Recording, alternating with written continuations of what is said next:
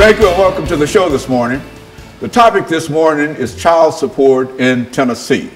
And we're fortunate to have with us to talk about child support in Tennessee, Mr. James Watkins and Mr. Phil Hawkins. And of course, let me welcome you, Mr. Watkins and Mr. Hawkins, to the show.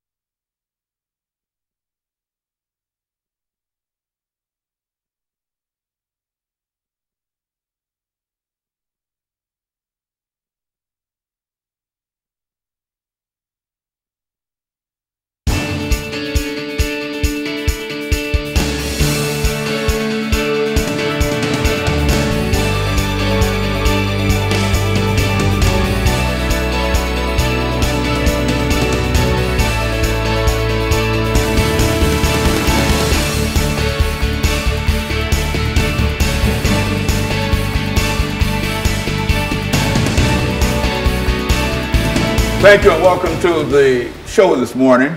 The topic this morning is child support in the state of Tennessee.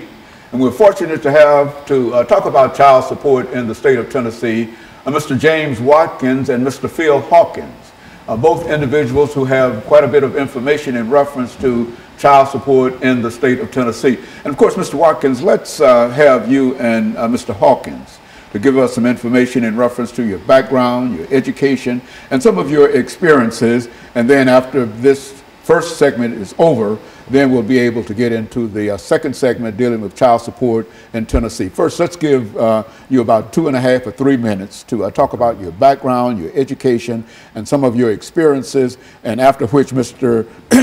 Hawkins will do the same. All right. My name is James Watkins. I'm a 44-year-old male. My background is I'm the president of the Dads Against Destruction. It's a program we try to help dads change their lives around to making better choices and decisions where they're going in life. My background in education, I attended White Creek Comprehensive High School. I left school in 1991. I left from there. I didn't graduate, but I did a few years later, wind up getting my GED. Then after I received my GED, I went on off to college in Flathead Valley Community College. That's in Montana, Kalispell, Montana. So that's my education. And then what I deal with child support is I've been dealing with child support for over 20 years. I have 2 adult kids, and the situation with that is the way it's been explained to me is I'll be paying child support, the rest of my life due to the way the state has set things up, to where that you're not just only paying child support, but you also paying interest fees and back this and back that, and to where I'm paying more to the state than I'm paying to the child support right now. And so, in a real sense, what you're saying here, Mr. Hawkins, Mr. Watkins, is that the state of Tennessee has some issues dealing with child support that the two of you and Mr. Hawkins will be able to talk about. But first, let's get some information from you, Mr. Hawkins, Phil Hawkins, in reference to your background, education, and what really brought you to us this morning. Okay, good evening. I'd like to thank you for us being here. I'm Phil Hawkins, the CEO of Dads Against Destruction. What brought us here is that it's time for us to stand up, man up, and get this out. A lot of men don't even want to work no more these days. So we out here now trying to advocate for the men, to get the men back in the household and get the system back. Right now, the system trying to raise our kids, and it can't happen like that. And so, in a real sense, let's since you've been involved with child support in the state of Tennessee for quite a while, let's give our audience some information in reference to what we mean in reality when we say child support in Tennessee, who has to pay it, and how much you have to pay it, and how long you have to pay it. Let's do it from that perspective. The way it's set up, from my understanding, it's supposed to be for 18 years until your child turns 18 years old. then it can go even further because of they're going to college and stuff. I can understand all that, but you know, situations in life happen. Man's job might slow down at different points of the season to where he's not able to make his whole payment, or he might lose a job, or you know, just things happen. But that doesn't stop child support from running, and as it keeps running, if you miss, it's like a credit. If you miss a payment, if you don't pay your whole full balance, they're gonna charge you a late fee. And this is how I feel about it, because I'm paying late fees every day, all day long, because of I'm just might be slow on getting the payment, might be slow at work and stuff, and I'm not even making a payment. But it's just a system to where it's like it makes you feel like the state getting more out of it than the child is. Mm-hmm. And so, Mr. Hawkins, what we're saying is that when we talk about child support, we're not just talking about a simple kind of thing of buying diapers and baby food and et cetera for a certain time. But I think as Mr. Watkins has indicated, that he has been involved in it for more than 18, 20 odd years. And so, what we're going to do, Mr. Hawkins, is to take this first commercial break. We've got about a half a minute. Okay. And when we come back, we want you to talk about child support in the state of Tennessee by defining what we mean when we talk about child support and the impact that child support is having upon individuals. When we come back, you give us some statements in reference to your background, your education, and some of your experiences, and then we'll get into that part of it, and that will allow us to first get a definition. Right. Because I think a large number of folks, when they think about child support, generally think in terms of buying baby bottles and et cetera, and et cetera.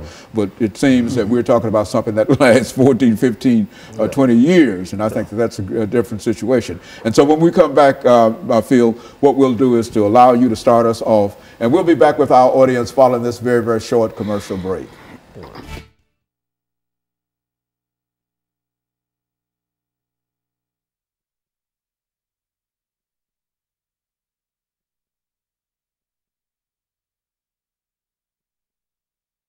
About child support in Tennessee.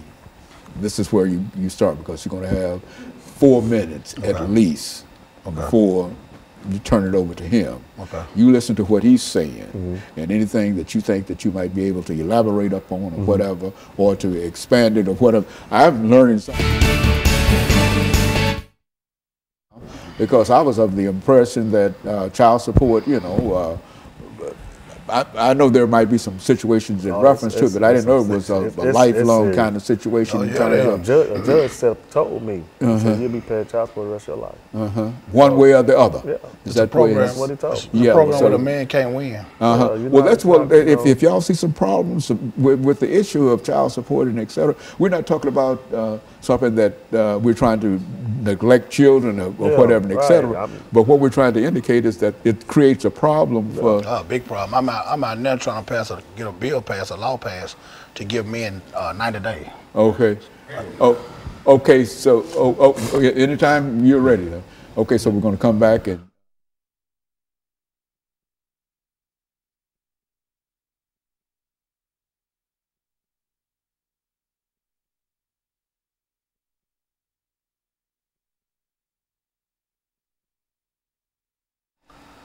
Thank you, and welcome back to the second segment of the show for today.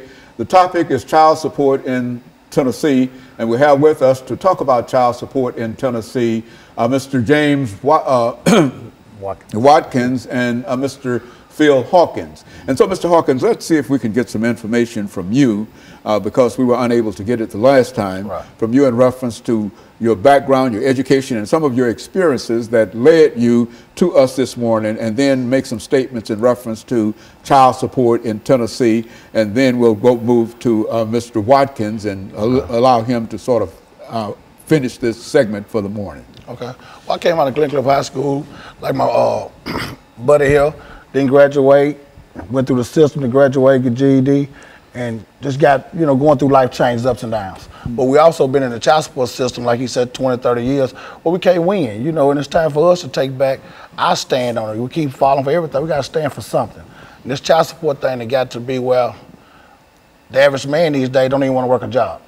You know, they taking half his check. The child at home don't get the money. The state taking all their money, and then you left with $100, $200 to feed for 2 or 3 kids. So that's what we man up. We taking up back our lives. We're addressing the issues now. It's time for us to, you know, do what we need to do to get these fathers back home. Maybe we stop some of this gun violence, you know, because the father's not there, he can't raise his kids. But if you bring a father in, he can discipline his kids. The state can't do it by itself no more. Now, when we talk about child support, and I think a large number of members of our audience might think in terms of supporting that child for a certain amount of years and et cetera. But what's your view in terms of child support, which is to say that you are paying for your child, yes, sir. But at the same time there are some issues that you like to deal with. Yes, sir. I found out just the other day. I'm advocating child support every day. I just found out the other day I was with my kid's parents, my kid's mother, 24 years, and I just found out the other day I'm $139,000 behind on child support payments. So how that system add up? I was with my kids every day of their life, all 3 of them, but I'm behind. I take care of my kids. You know, it's how the system is trying to portray us as not doing, but because we're not paying the system. But we keep paying the system, we can't feed the child. We got to have something for a man to live.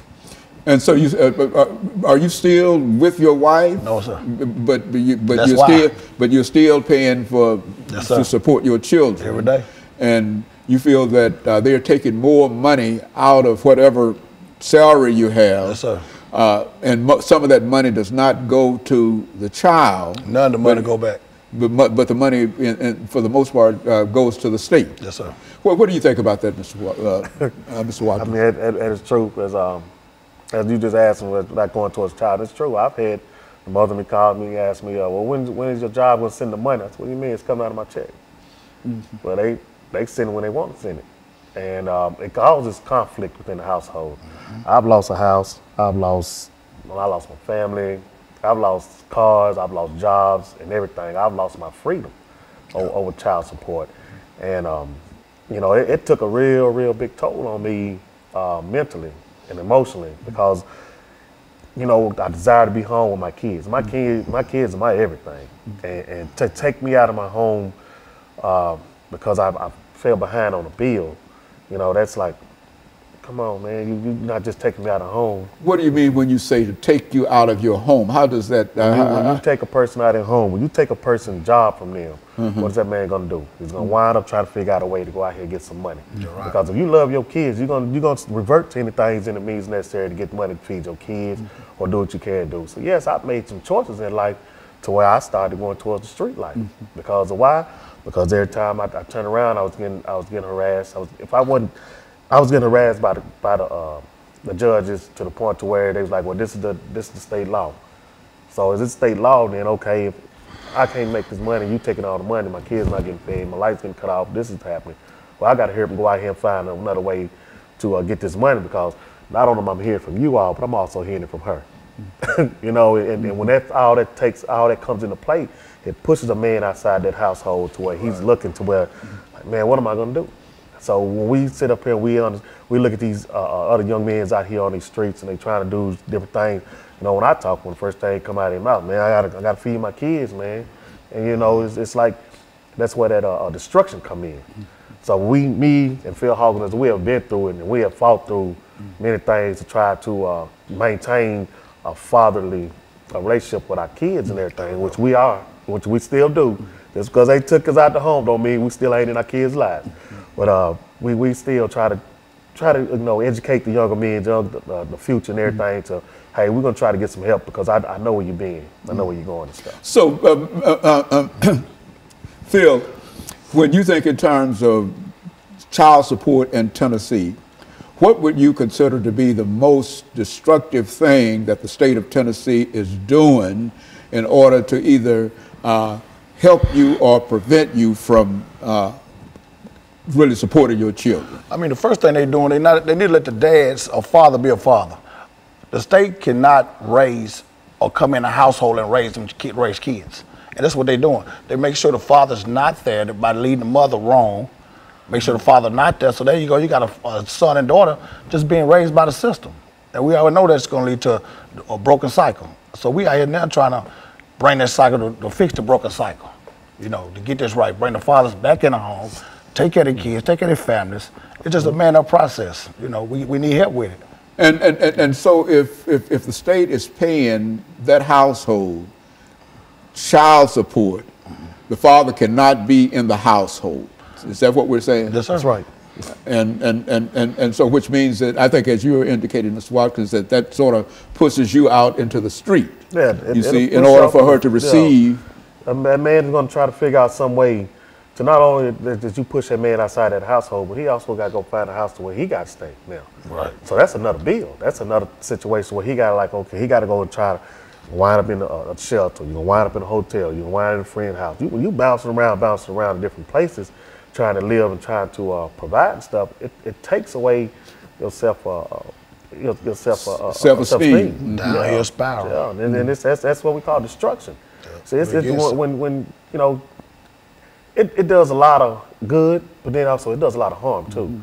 Because when you take that man out of that household, then you got these young boys running around here, and then you telling me I can't discipline my child. Then you go to school, you get in trouble, you get secret indictments out on you because of you discipline your child because your child said it. Well, the man in the household doing something wrong, so let's get him out of here. No, not every man is doing something destructive to tear his child down. So there is, over the last 22 seconds we have in this segment, there is no father in a household where there is child support.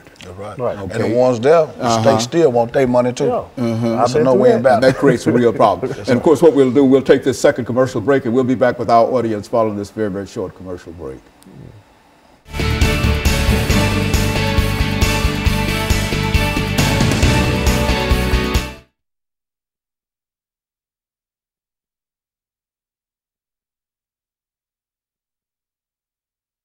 Whatever you want to say in reference to it, because I mean, a lot of folks don't seem to understand this. I mean, when we say that he has to pay child support, we only think in terms of whatever child support that comes in. But the state takes that money. Yeah. If you got a job, the state takes your money before you get your money. Yeah, child support is not just taking money from you. Child support is being in that child's life.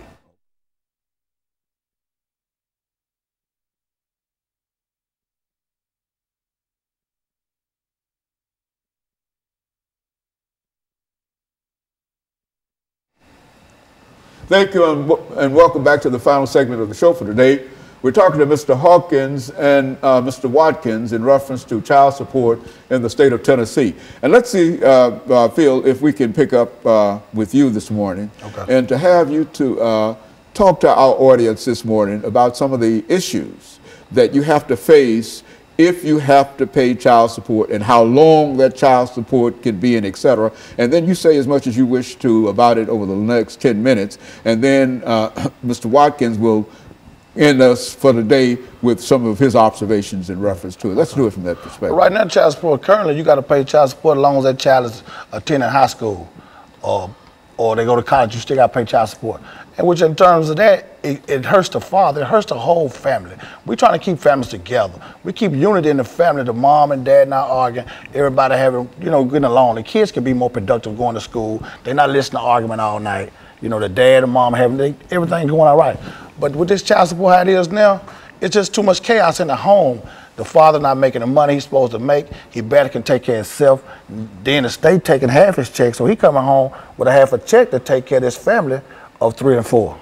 So that leads them to a broken cycle of despair. I mean, alcoholism, drug addiction, all that, comes in a part of it because the man get to the man, what can I do? I'm just out here, And we're just trying to change a lot of that. We got a program now. We're trying to do it 90 days.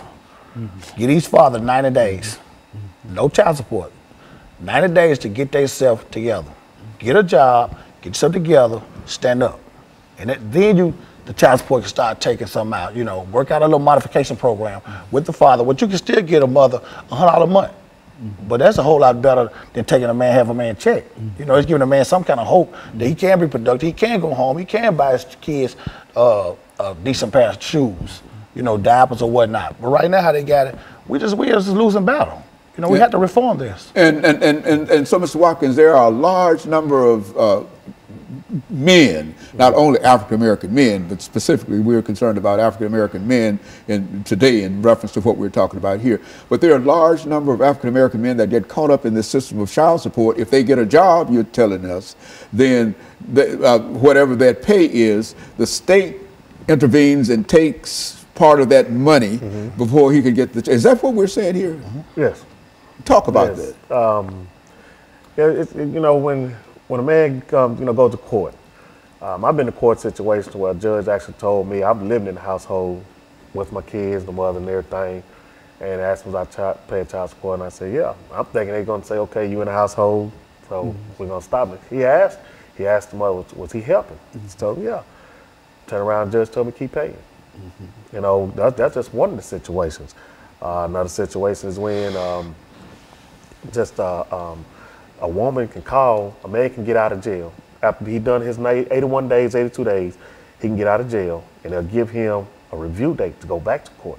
And in that review date, that woman has the ability to call the judge and say, I want to speed up the process. So if that man doesn't have a job within that time the judge has allowed, well, guess what? He's going off back to jail.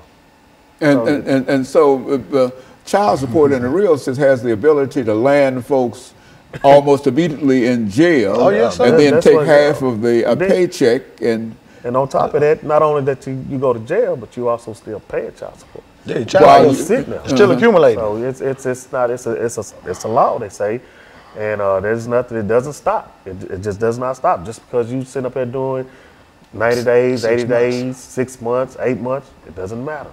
You're still gonna keep paying. You still gonna keep paying in one way or the other.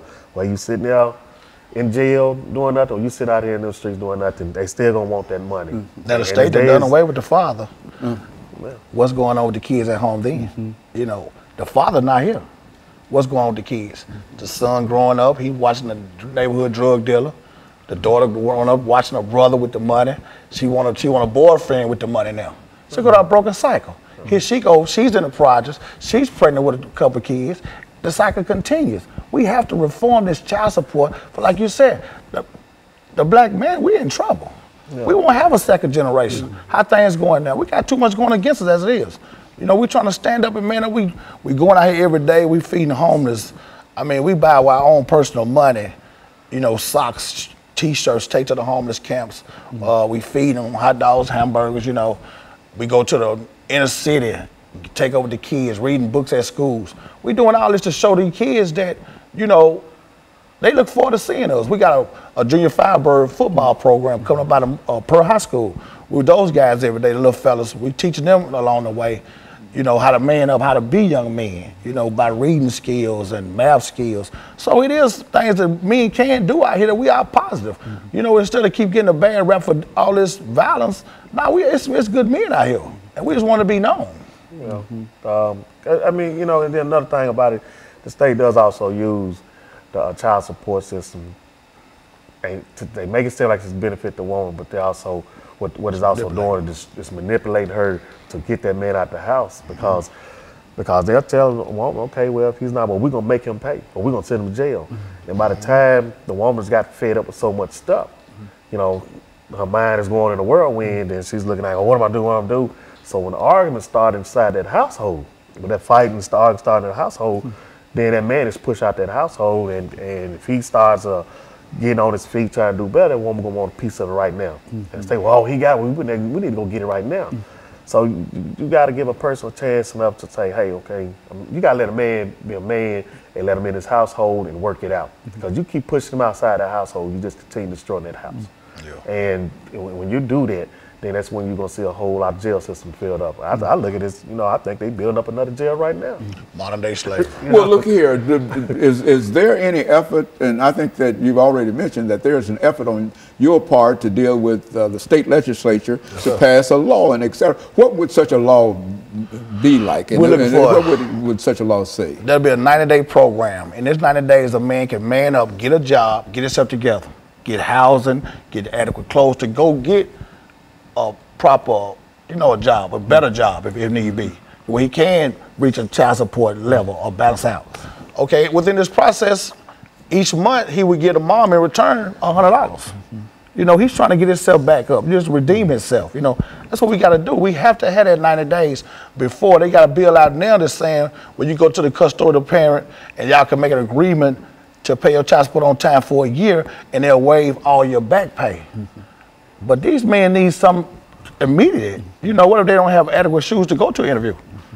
Give them a chance to get on their feet where they can be productive citizens, and then go into it. A person who might be arrested, Mr. Watkins, we're saying, for not paying child support, that he serves his time, and as soon as he's out of jail, he's been in jail for whatever that time might be, and as soon as he's out of jail, he has to immediately start paying child support. That's right. Is that what we're saying? And that's why you feel that there ought to be some kind of reform within the system. Help us out. We gotta give us a time frame. You know, 90 days.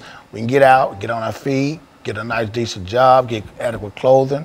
You know, to be productive. You just coming out of jail, you behind. You know, everybody needs assistance. Sometimes there's a lot of men who didn't choose the right path, but a lot of men who have.